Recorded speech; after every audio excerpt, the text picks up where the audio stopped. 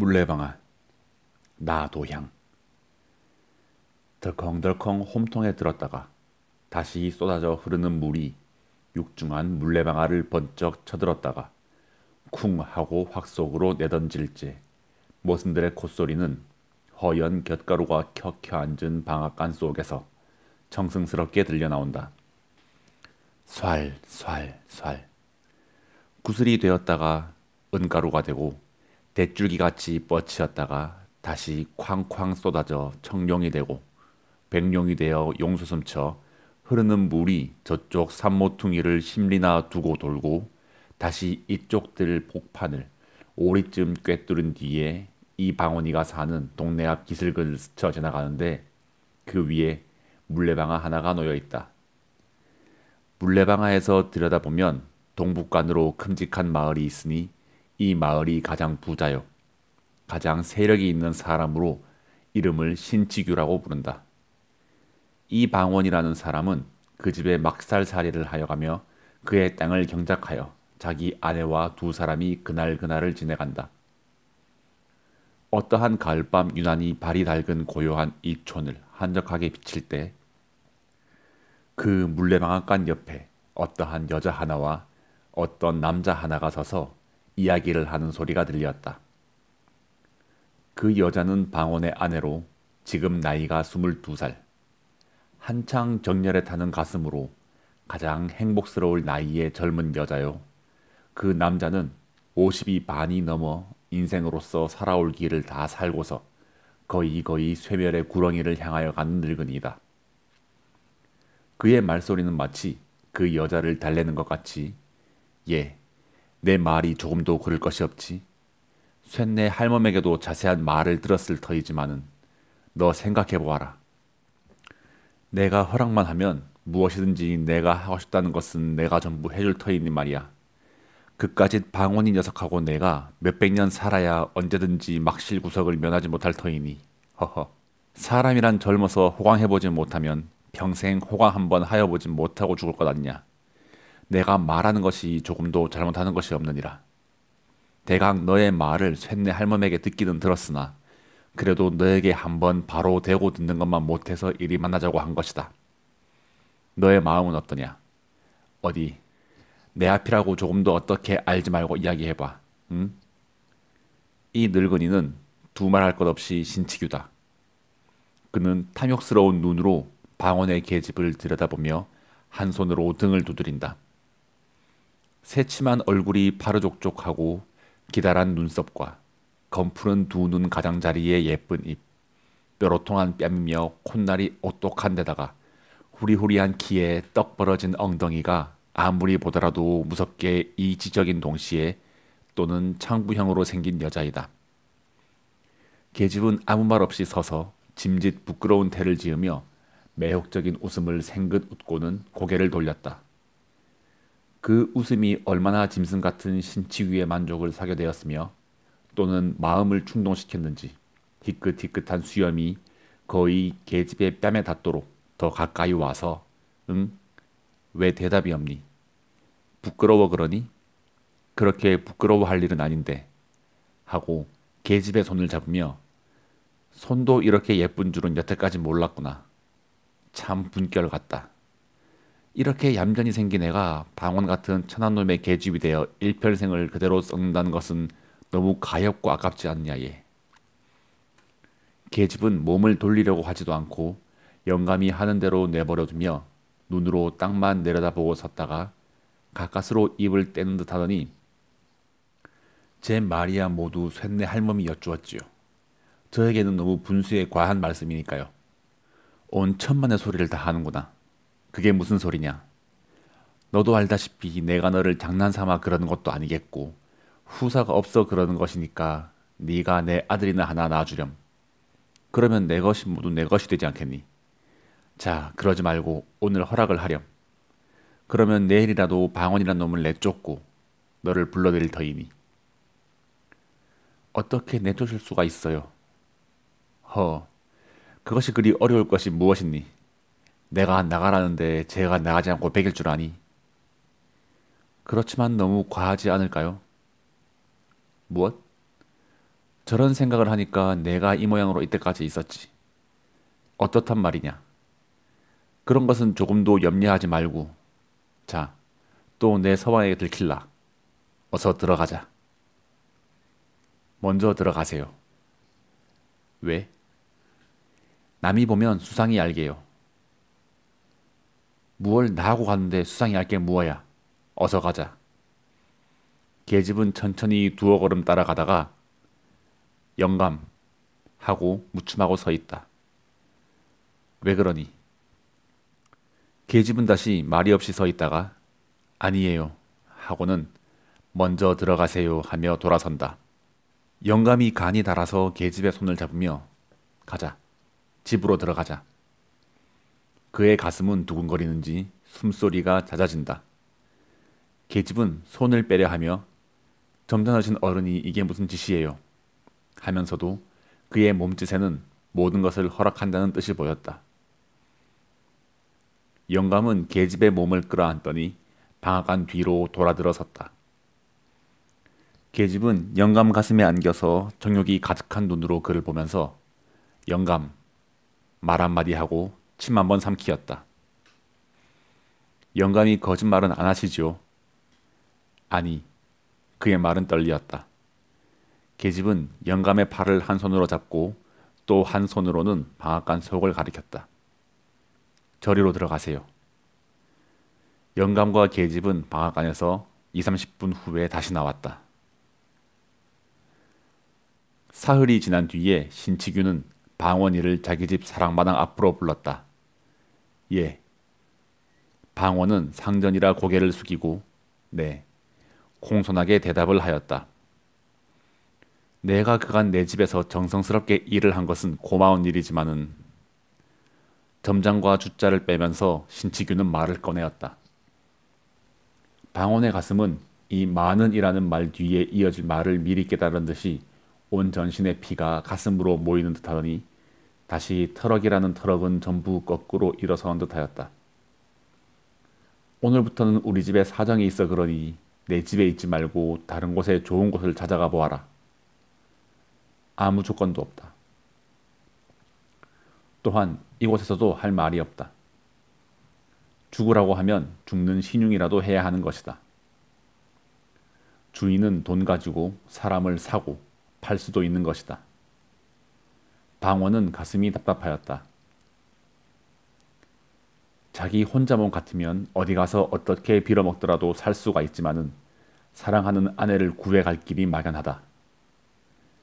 그는 고개를 굽히고 허리를 굽히고 나중에는 마음을 굽히어 사정도 하여 보고 애걸도 하여 보았다. 그러나 그것은 헛된 일이다. 주인의 마음은 쇠나 돌보다도 더 굳었다. 그는 하는 수 없이 자기 아내에게 그 이야기를 하였다. 그리고 아내더러 안주인 마님께 사정을 좀 하여 얼마간이라도 더 있게 하여 달라고 하여 보라 하였다. 그러나 아내는 방원의 말을 들을 리가 없었다. 도리어 그럼 어떻게 한단 말이오? 이제부터는 나를 어떻게 먹여 살릴 터이오? 너는 그렇게도 먹고 살 수 없을까봐 겁이 나니? 겁이 나지 않고 생각을 해보구려. 인젠 꼼짝할 수 없이 죽지 않았소. 죽어? 그럼 임자가 나를 데리고 이곳까지 올 때 무엇라고 하였소? 어떻게 해서든 너 하나야 먹여 살리지 못하겠느냐고 하였죠. 그래.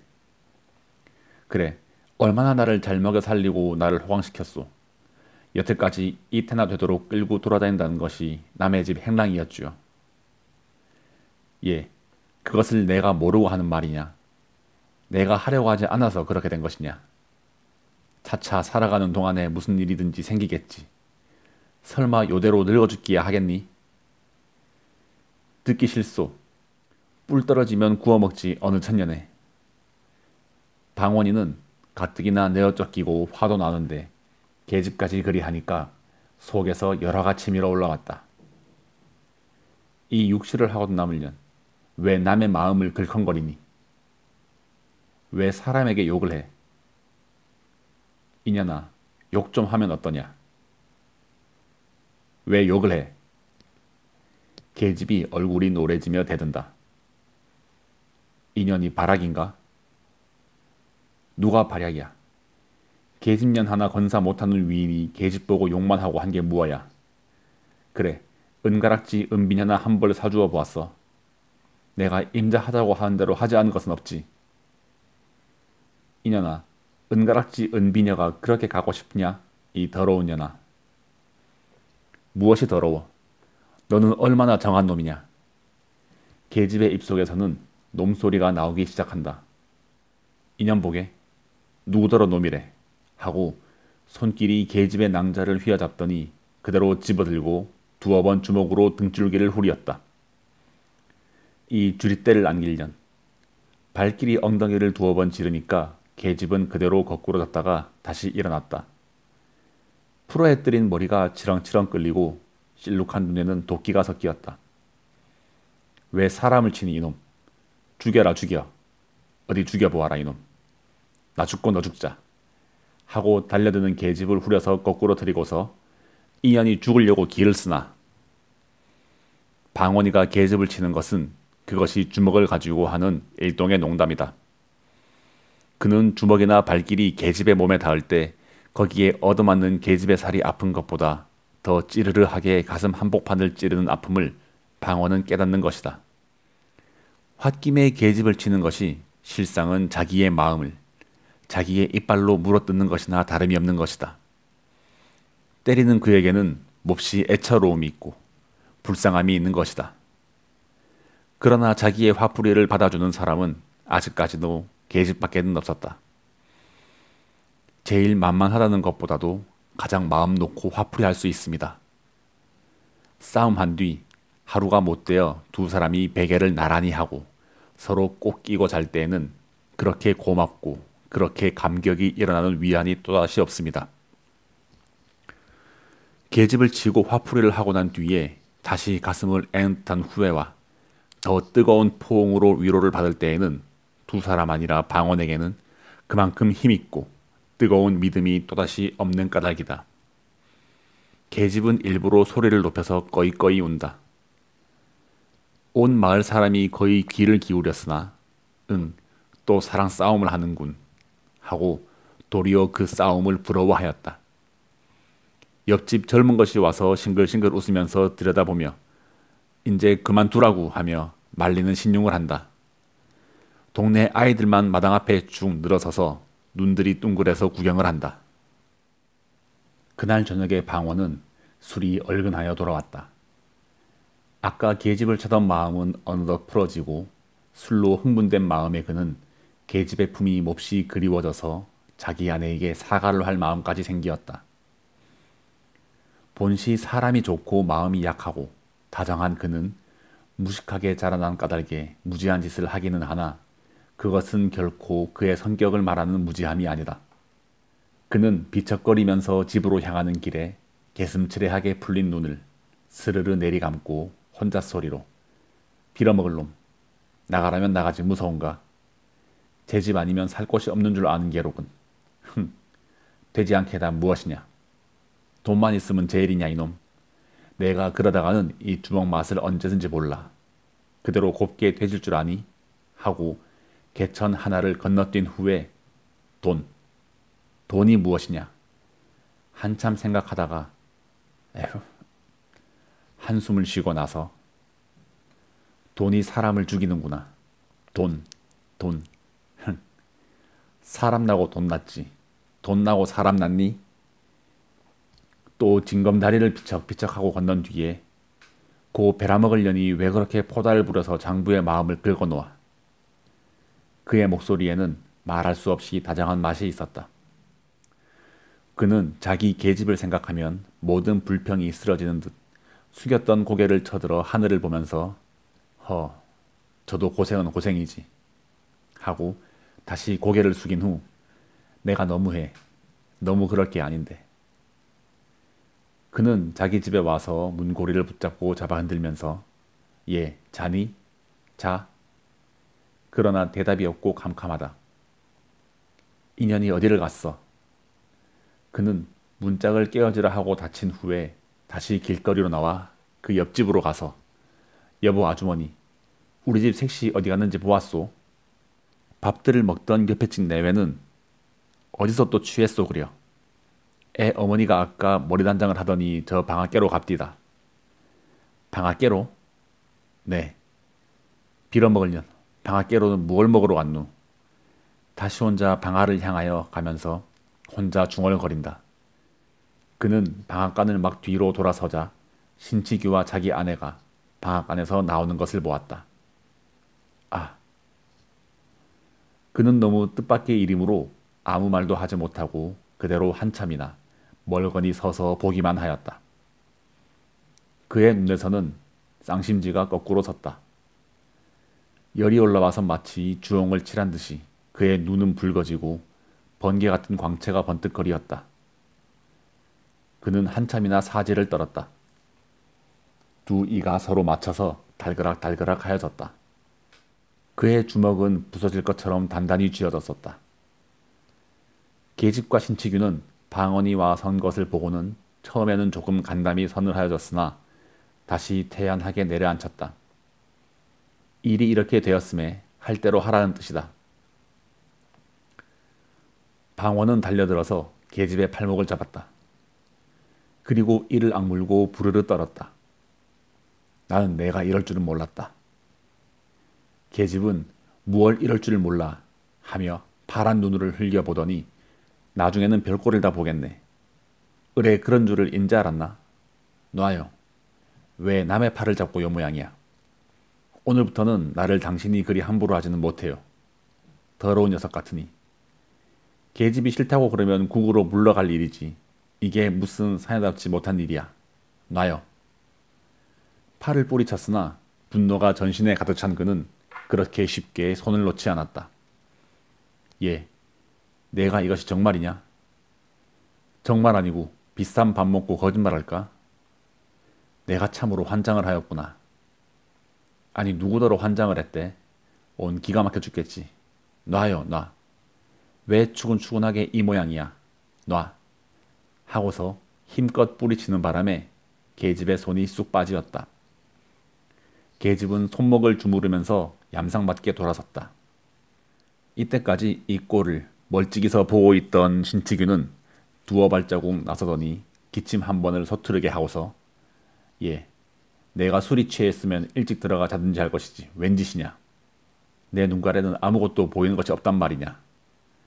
너희 연놈이 싸우는 것을 너희 연놈이 어디든지 가서 할 일이지 여기 누가 있는지 없는지 눈깔에 보이는 것이 없어.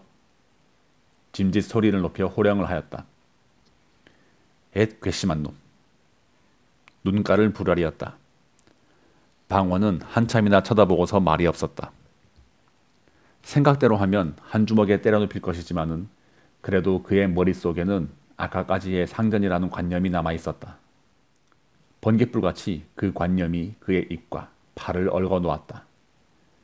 어려서부터 오늘날까지 남을 섬겨보기만 한 그의 마음은 상전이라면 모두 두려워하는 성질을 깊이 깊이 뿌리를 박아 놓았다. 그러나 오늘부터는 신치규가 자기의 상전도 아니요 자기가 신치규의 종도 아니다. 다만 똑같은 사람으로 마주섰을 뿐이다. 아니다. 지금부터는 신치규는 방원의 원수였다. 그의 간을 씹어 먹어도 오히려 나머지 한이 있는 원수다. 신치규는 똑바로 쳐다보는 방원을 마주보며 똑바로 보면 어떨 터이야. 온 세상이 망하려니까 별 해괴한 일이 다 많거든. 어째 이놈아. 이놈아. 방원은 한 걸음 들어섰다. 나무같이 힘센 다리가 성큼하고 나설 때 신치규는 머리끝이 으쓱했다. 쇠몽둥이 같은 두 주먹이 쑥 앞으로 닥칠 때 그의 가슴은 덜컥 내려앉았다. 내 입에서 이놈아라는 소리가 나오니 이 사지를 찢어발려도 오히려 시원치 못할 놈아. 내가 내 계집을 뺏으려고 오늘 날더러 나가라고 그랬지. 어허, 이거 그놈이 눈깔이 삐었군. 예, 나는 먼저 들어가겠다. 너는 내 서방하고 나중 들어오너라. 신치규는 형세가 위험하니까 슬금슬금 꽁무니를 빼려고 돌아서서 들어가려 하니까 방원은 돌아서는 신치규의 멱살을 잔뜩 쥐어 한 팔로 바싹 치켜들고 이놈 어디를 가. 네가 이때까지 맛을 몰랐구나 하며 한번 집어쳐 땅바닥에다가 태질을 한 뒤에 그대로 타고 앉아서 목줄띠를 누르니까 마치 뱀이 개구리 잡아먹을 점 모양으로 깨깨 소리가 나며 말 한마디도 하지 못한다. 이놈, 너 죽고 나 죽으면 고만 아니냐 하고 방원은 주먹으로 사정없이 닥치는 대로 들이팬다. 나중에는 주먹이 부족하여 옆에 있는 모루돌멩이를 집어서 죽어라 하고 내리친다. 그의 팔, 그의 온몸에는 끓어오르는 분노가 극도에 달하자 사람의 가슴속에 본능적으로 숨어있는 잔인성이 조금도 남기지 않고 그대로 나타났다. 그의 눈은 마치 벌떡벌떡 뛰는 미끼를 가로차고 앉은 승냥이나 이리와 같은 뜨거운 피를 보고야 만족한다는 듯이 무섭게 번쩍거렸다. 그에게는 초자연의 무서운 힘이 그의 팔과 다리에 올라왔다. 이 꼴을 보는 계집은 무서웠다. 끔찍끔찍한 일이 목전에 생길 것이다. 그의 맥이 풀린 다리는 마음대로 놓여지지 아니하였다. 사람 살류, 사람 살류. 적적한 밤중에 쓸쓸한 마을에는 처참한 여자 목소리가 으스스하게 울리었다. 이 소리를 들은 방원은 더욱 힘을 주어서 눈을 딱 감고 죽어라 내리찌었다. 뼈가 돌에 맞는 소리가 살이 을그러지는 소리와 함께 퍽퍽하였다. 피 묻은 돌이 여기저기 흩어지고 갈갈이 찢긴 옷에는 살점이 묻어나왔다. 동네편 쪽에서 수군수군 하더니 구두 소리가 나며 칼소리가 덜거덕거리었다. 방원의 머리에는 번갯불같이 무엇이 보이었다. 그의 손에 주먹을 쥔 채 잠깐 정신을 차려 그쪽으로 귀를 기울였다. 순검. 그는 신치규의 배를 타고 앉아서 순검의 구두 소리를 듣자 비로소 자기가 무슨 짓을 하였는지 깨달았다. 그는 미친 사람처럼 일어났다. 그리고는 옆에 서서 벌벌 떠는 계집에게로 갔다. 예, 가자. 도망가자. 너하고 나하고 같이 가자. 자, 어서 어서. 계집은 자기에게 또 무슨 일이 있을까 하여 겁을 내어 도망을 하려 한다. 방원은 계집을 따라가며 예, 예. 내가 이렇게도 나를 몰라주니? 내가 너를 어떻게 생각하는지 알지를 못하니? 자, 어서 도망가자. 어서 어서. 뒤에서 순검이 쫓아온다. 계집은 그대로 서서 종종 걸음을 치며 실소. 임자나 가구려. 나는 싫어요 싫어. 가자. 응? 가. 그는 미친 사람처럼 계집의 팔을 붙잡고 끌었다. 그때 누구인지 그의 두 팔을 마치 형틀에 매다는 것 같이 꽉 뒤로 껴안는 사람이 있었다. 이놈아, 어디를 가? 그는 뒤를 돌아보지 않고도 그가 누구인지 알았다. 그는 온 전신에 맥이 풀려 그대로 뒤려 자빠지려 할 때 어느덧 널판 같은 주먹이 그의 뺨을 사정없이 갈겼다. 정신 차려. 네. 그는 무의식하게 고개가 숙여지고 말소리가 공손하여졌다. 땅바닥에서는 신치규가 꿈지럭거리며 이리저리 뒹군다. 청승스러운 비명이 들린다. 방원은 포승지인 채 계집은 그대로 주재소로 끌려가고 신치규는 머슴들이 업어들였다. 석 달이 지났다. 상해죄로 감옥에서 복역을 하던 방원은 만기가 되어 추록을 하였다. 그러나 신치규는 아무 일 없이 자기 집에서 치료하고 방원의 계집을 데려다 산다. 신치규는 온몸이 나은 뒤에 홀로 생각하였다. 죽는 줄 알았더니 그래도 이렇게 살아있으니 하고 얼굴에 흠이 진 곳을 만져보며 오히려 그놈이 그렇게 한 것이 나에게는 다행이지. 얼굴이 아프기는 좀 하였으나 어떻게 그놈을 떼어버릴까 하고 그렇지 않아도 걱정을 하던 차에 잘 되었지. 그놈 한 10년 감옥에서 콩밥을 먹었으면 좋겠다. 방원은 감옥 속에서 생각하기를 나가기만 하면 연놈을 죽여버리고 제가 죽든지 요절을 내리라 하였다. 집에서 내어 쫓기고 계집까지 빼앗기고 그것을 생각하면 이가 갈리고 치가 떨리었다. 그것이 모두 자기가 돈 얻는 탓인 것을 생각하며 더욱 분한 생각이 났다. 더러운 년. 그는 홍바지에 쇠사슬을 차고서 일을 할 때에도 가끔 침을 땅에다 뱉으면서 혼자 중얼거리었다. 사람이 이러고서야 살아서 무엇하나. 멀쩡한 놈이 계집 빼앗기고 생으로 콩밥까지 먹으니.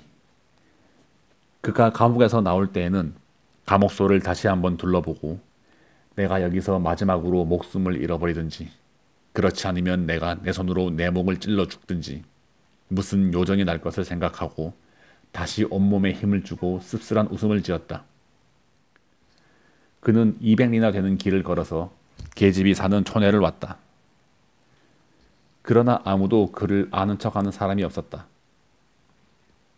전에 착하게 지내던 사람들도 그를 보고 피해갔다. 마치 문둥병자나 마찬가지 대우를 하였다. 감옥에서 나온 뒤로부터는 더욱 이 세상이 차디차졌다. 자기가 상상하던 것보다도 더 무정하여졌다.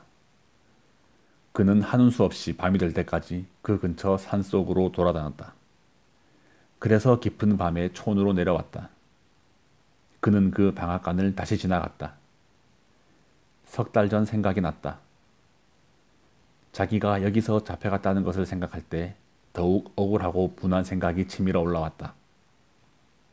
그는 한참 거기 서서 그때 일을 생각하고 몸서리를 친 후에 다시 그전 집을 찾아갔다. 날이 몹시 추워지고 눈이 쌓였다. 옷은 입은 것이 가을에 입고 감옥에 들어갔던 그것이었으므로 살을 에이는 듯한 것이로되 그는 분한 생각과 흥분된 마음에 그것도 몰랐다. 연놈을 모두 처리를 해버려? 혼자 속으로 궁리를 하다가 그렇지, 그까짓 것들은 살려두어 쓸데없는 인생들이야 하면서 옆구리에 지른 기름한 단도를 다시 한번 만져보았다. 그는 감격스런 마음으로 그것을 쓰다듬었다. 그는 신치규의 집 우를 넘어들었다. 그의 발은 전에 다닐 적같이 익숙하였다. 그는 사랑을 엿보고 다시 뒤로 돌아서 건너방창 밑에 와서 섰다. 귀를 기울였으나 아무 말도 들리지 않았다. 그는 손에 칼을 빼어들었다. 그리고는 일부러 뒷창문을 달각달각 흔들었다. 그 뉘 하고 계집의 머리가 쑥 나오며 문이 열리었다. 그는 얼른 비켜섰다. 문은 다시 닫혀지고 계집은 들어갔다. 방원의 마음은 이상하게 동요가 되었다. 어여쁜 계집의 목소리가 오래간만에 귀에 들릴 때 마치 자기가 감옥에서 꿈을 꿀 적 모양으로 요염하고도 황홀하게 그의 마음을 꿰는 것 같았다. 그는 꿈속에 다시 만난 것 같고 오래간만에 그를 만나보매 모든 결심은 얼음같이 녹는 듯하였다. 그래도 계집이 설마 나를 영영 잊어버리랴 하고 옛날의 정리를 생각할 때 그것이 거짓말이 아니고 무엇이라는 생각이 났다. 아무리 자기를 감옥에까지 가게 하였다 하더라도 그는 감히 칼을 들어 죽이려는 용기가 단번에 나지 않아서 주저하기 시작했다. 아니다. 다시 한 번만 물어보자. 그는 들었던 칼을 다시 짚고 생각하였다. 거짓말이다. 거짓말이다. 그럴 리가 없다. 그는 반신반의하였다. 그렇다. 다시 한번 물어보고 죽이든 살리든 하자. 그는 다시 문을 달각달각하였다. 계집은 이번에 다시 문을 열고 사면을 둘러보더니 헌 집신 짝을 신고 나왔다. 리오. 그는 방원이 서 있는 집 모퉁이를 돌아서려 할제 내다 하고 입을 틀어막고 칼을 가슴에 대었다. 떠들면 죽어. 방원은 계집의 입을 수건으로 틀어막고 결박을 한 후 들쳐엎어서 번개같이 다름질하였다. 그는 어느 결에 계집을 업어다가 물레방 앞에 내려놓은 후 결박을 풀었다. 그리고 한숨을 쉬었다. 나를 모르겠니? 캄캄한 금은 밤에 얼굴을 바짝 계집의 코앞에 들이대었다. 계집은 얼굴을 자세히 보더니 아!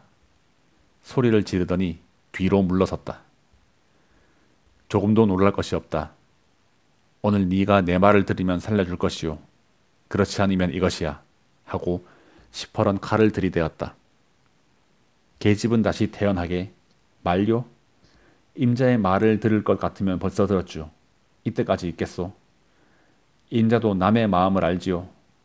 임자와 나와 2년 전에 이곳으로 도망해 올 적에 전 남편이 나를 죽이겠다고 칼로 허리를 찔러 그 흠이 있는 것을 날마다 밤에 당신이 어루만졌죠. 내가 그까짓 칼증을 무서워서 나 하고 싶은 짓을 못한단 말이오. 이게 무슨 비겁한 짓이오, 사내 자식이. 자, 찌르려거든 찔러보세요. 자, 자. 계집은 두 가슴을 벌리고 대들었다. 방호는 너무 계집의 태도가 대담하므로 들었던 칼이 도리어 뒤로 움찔할 만큼 기가 막혔다. 그는 무의식하게 정말이냐 하고 한 걸음 더 가까이 섰다. 정말이 아니고 내가 비록 여자이지만은 당신 같은 겁쟁이는 아니라오. 이것이 도무지 무엇이오. 계집은 그래도 두려웠던지 방원의 손에 든 칼을 뿌리쳐 땅에 떨어뜨렸다. 이 칼이 땅에 떨어지자 방원은 여태까지 용사와 같이 보이던 계집이 몹시 비겁스럽고 더러워 보이어 다시 칼을 집어들고 덤비었다. 에잇 간사한 년. 어쩔 터이냐. 나하고 당장 멀리 가지 않을 터이냐. 자, 가자. 그는 눈물이 어린 눈으로 타일러 보기도 하고 간청도 하여 보았다. 자, 어서 옛날과 같이 나하고 멀리 도망을 가자. 나는 참으로 나의 칼로 너를 죽일 수는 없다. 계집의 눈에는 독이 올라왔다. 광채가 어두운 밤의 번개같이 번쩍거리며 싫어요. 나는 죽으면 죽였지 가기는 싫어요. 이제 나는 고만 그렇게 구차하고 천한 생활을 다시는 하기는 싫어요. 고만 물렸어요. 너의 입으로 정말 그런 말이 나오느냐? 너는 나를 우리 고향에 다시 돌아가지도 못하게 만들어 놓고 나의 모든 것을 다 잃어버리게 한 후에 또 나중에는 세상에서 지옥이라고 하는 감옥소에까지 가게 했지. 그러고도 나의 맨 마지막 원을 들어주지 않을 터이냐? 나는 언제든지 당신 손에 죽을 것까지도 알고 있어. 자, 오늘 죽으나 내일 죽으나 언제든지 죽기는 일반. 이렇게 된 이상 나를 죽이시오. 정말이냐? 정말이야? 정말이오. 계집은 결심한 뜻을 나타내었다. 방언의 손은 떨리었다. 그리고 그는 눈을 꽉 감고 여우 같은 년 하고 칼끝을 계집의 옆구리를 향하여 힘껏 내밀었다. 계집은 이를 악물고 사람 죽인다 소리 한 번에 그 자리에 거꾸러졌다. 칼자루를 든 손이 피가 몰리는 바람에 우르르 떨리더니 피가 새어나왔다. 방어는 그 칼을 빼어들더니 계집 위에 거꾸러져서 가슴을 찌르고 절명하여 버렸다.